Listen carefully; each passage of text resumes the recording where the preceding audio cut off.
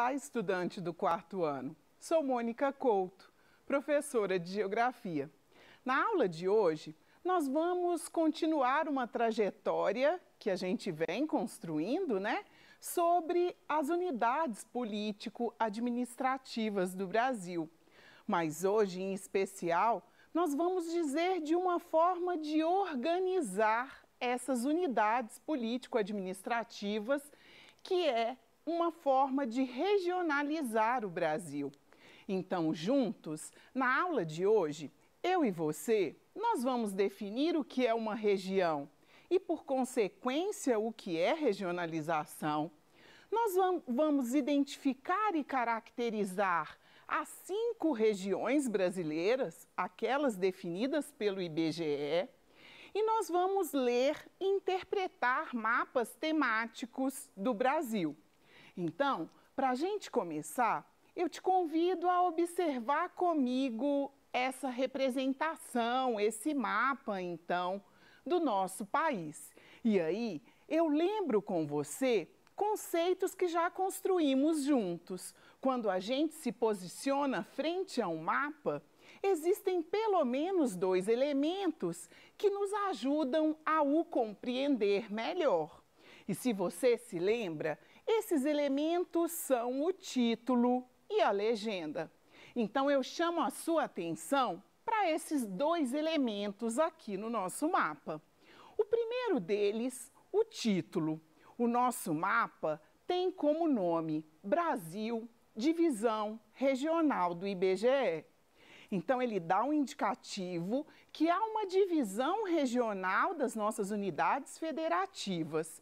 E quem fez essa divisão foi o IBGE, o Instituto Brasileiro de Geografia e Estatística. Quando eu te convido a observar aquele outro elemento crucial, que é a legenda, você vai observar que as 5 cores que estão representadas no mapa, elas estão resumidas, então, em um nome para cada uma dessas regiões. E aí a gente tem, então, região norte em verde, região nordeste numa espécie de vermelho, região sudeste num tom de rosa, aí, de cor de rosa, região centro-oeste num tom de amarelo e região sul num tom de lilás aí. Então, guarda esse mapa que vamos discutir muito e vamos retomar a ele ao longo da nossa aula. E aí você deve estar se perguntando, mas por que as unidades federativas foram agrupadas dessa forma? E a gente começa a levantar hipóteses. Será que aqueles estados que compõem a região norte, eles foram divididos porque eles têm o mesmo clima? Porque eles têm uma mesma localização geográfica? Porque eles têm características culturais semelhantes? Ou porque eles têm formas de relevo semelhantes? Então, quando a gente fala de regionalizar, o que é regionalizar? Quando eu digo que uma determinada região, eu falo, a gente mora na região norte de Belo Horizonte, ou a gente mora na região central do estado de Minas Gerais, eu estou dividindo um determinado território em porções menores, dividindo ou classificando. E para eu fazer essa divisão e essa classificação, eu preciso considerar características semelhantes. Essas características semelhantes entre esses lugares que compõem essa região, no caso do Brasil, entre essas unidades federativas que formam uma determinada região, eu estou considerando características naturais, eu posso estar considerando características econômicas, eu posso simplesmente estar considerando a posição geográfica, mas eu posso estar considerando característica política, histórica, cultural. Eu posso pensar diversas outras formas de regionalizar. Atualmente, você tem se deparado com o mapa do Brasil regionalizado pensando o número de casos de Covid, por exemplo. Então, as formas de regionalizar, elas são múltiplas. Hoje a gente vai pensar especificamente quais os critérios e quais as semelhanças existem para que o Brasil tenha sido dividido em 5 regiões. E aí, você deve estar se perguntando, mas por que então que o nosso país, o Brasil, precisou ser dividido em regiões? É uma pergunta que a gente já respondeu quando a gente pensou a divisão em unidades administrativas, nos 26 estados mais o Distrito Federal. Você se lembra? Naquele contexto, a gente explicou, olha, o Brasil é extenso, é um território extenso, mais de 8 milhões de quilômetros quadrados. Isso, para ser melhor administrado, ele precisa ser dividido. E naquele contexto, ele foi dividido em unidades federativas e municípios. Agora, essas unidades federativas, elas são divididas em grandes regiões. E por que isso acontece? Para fazer com que o governo se atualize no conhecimento do país como um todo e de cada uma dessas regiões, mas também para viabilizar a definição de uma base territorial para a qual a gente vai buscar informação. O que é isso, né? A gente vai pensar, por exemplo, o IBGE vai fazer a contagem da população, o censo.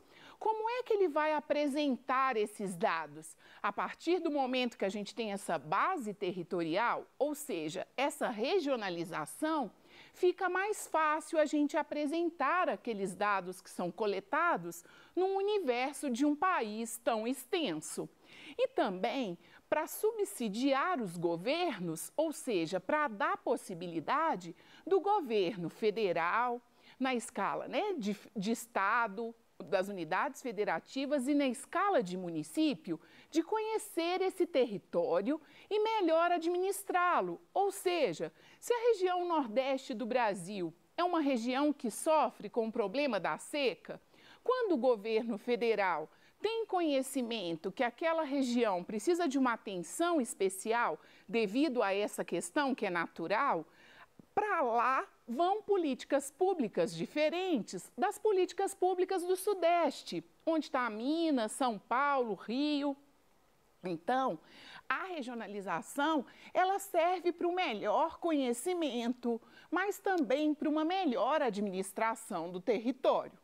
E aí agora você deve estar se perguntando, ela diz que para regionalizar a gente escolhe critérios e não nos disse quais os critérios então que foram definidos para dividir o Brasil em 5 regiões. Então vamos conhecer quais são esses critérios? Os critérios então que o Instituto Brasileiro de Geografia e Estatística, o IBGE, escolheu para regionalizar foram características naturais, sociais, históricas, econômicas e culturais. Grande variedade de características foram escolhidas. Aqui você tem a comprovação do quanto o Brasil é diverso, né? Não dava para escolher uma característica apenas para regionalizar. Isso seria um dificultador, por isso foram escolhidas características tanto naturais, como sociais, quanto históricas, quanto econômicas. E pensando essas características, o nosso país, então, ficou dividido em 5 regiões, aquelas que a gente já conversou um pouquinho lá no nosso mapa, né? Eu retomo com ele para você relembrar aquelas 5 regiões: Norte, Nordeste, Sudeste, Centro-Oeste e Sul. Agora, eu te convido a conhecer comigo cada uma dessas 5 regiões. Nós vamos começar pela região Norte. E aí, eu chamo a sua atenção que ao lado você observa a representação da região Norte. Então, estão destacados na coloração verde, às vezes verde mais escuro, verde mais claro, os estados que compõem a região Norte. São 7 unidades federativas. Lembra que a gente chama de unidade federativa porque a gente está contando o Distrito Federal. Mas como a região norte não é a que abriga o Distrito Federal, podemos chamar as suas unidades federativas também de estados. Então, aqui, a gente tem 7 unidades federativas ou estados: o Amazonas, o Acre, o Amapá, o Roraima, o Rondônia e o Tocantins. São os 7 estados, então, que formam a região norte brasileira. Se a gente observa, é uma dimensão territorial expressiva, a maior região brasileira. E é uma região que é coberta por uma formação vegetal, a floresta amazônica. E devido à proximidade que essa região se encontra da linha do Equador, é uma região de elevadas temperaturas. Como a gente tem umidade, tanto das plantas, porque quando as plantas transpiram, perdem água, quanto dos próprios rios, o rio Amazonas, aquele rio largo, caudaloso, com grande volume de água. A gente tem nessa região um tipo de clima que a gente chama de equatorial. Um clima quente e úmido. As chuvas, elas são uma constante na região norte do Brasil. Quando a gente pensa as características sociais, ela é a região que abriga a menor população do Brasil. Em parte, isso se justifica pelas condições climáticas e pela própria presença da floresta. É uma região onde a gente tem a maior concentração no Brasil de comunidades indígenas, de povos indígenas. E é uma região que, quando a gente pensa economia, a maior parte da população vive do extrativismo, seja ele vegetal, extração de frutos, do látex, por exemplo, da própria vegetação, da castanha do Pará, do açaí. Mas existe na região uma área onde a gente concentra indústrias que montam produtos, que é esse lugar que a gente chama de Zona Franca de Manaus. Está na capital do estado do Amazonas, um lugar onde chegam peças de produtos eletrônicos vindas do mundo todo e lá montam videogames, celulares, as motos Honda, por exemplo. Então, a gente conversou um pouquinho sobre a região norte. Vamos para o Nordeste? Então, a região Nordeste é aquela que tem o maior número de estados, de unidades federativas. Então, nós temos 9 unidades federativas no Nordeste: Alagoas, Maranhão, Piauí, Pernambuco, Paraíba, Ceará, Sergipe, Rio Grande do Norte e Bahia. Nessa região, a gente tem uma vegetação específica que a gente chama de caatinga, que é a mesma coisa que mata branca. É uma vegetação que se localiza na porção do Nordeste, onde a gente tem a predominância de um clima que é o semiárido. E o clima semiárido é esse clima onde a disponibilidade de chuva é bem pequena. Por isso, a vegetação é adaptada.